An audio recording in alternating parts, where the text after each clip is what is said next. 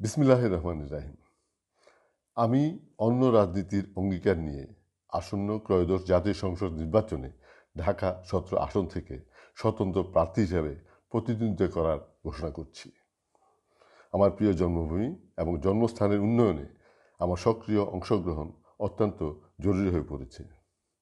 দেশ এবং প্রবাস জীবনের বাস্তব অভিজ্ঞতার আলোকে আমি আমার দায়িত্ব পালন করতে চাই।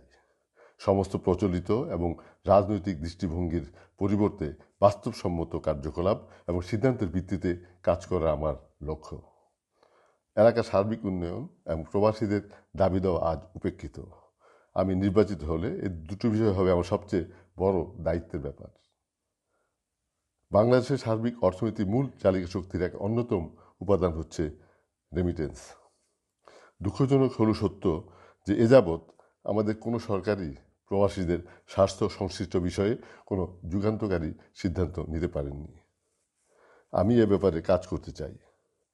আমার দীর্ঘ প্রবাস জীবনে বিশ্ব প্রবাসীদের দাবি এবং অধিকার আদায়ের সংগ্রামে বিভিন্ন দেশে বিভিন্ন কার্যক্রম প্রমাণ করে আমার দেশের এবং দেশের মানুষের প্রতি আমার আন্তরিক ভালোবাসার অঙ্গীকার। জাতীয় স্বার্থে জাতীয় সংসদে সোচ্চার ভূমিকা রাখতে চাই। ঢাকা 17 নির্বাচনী এলাকার সম্মানিত অধিবাসীরা যদি আমার উপর আস্থা রাখতে পারেন এবং ভোট দিয়ে জয়যুক্ত করতে পারেন, তাহলেই সম্ভব হবে আমাদের জাতীয় জীবনের এই বহুকাঙ্ক্ষিত পরিবর্তন। আপনাদের সর্বাত্মক সহযোগিতা এবং দোয়া কামনা করছি।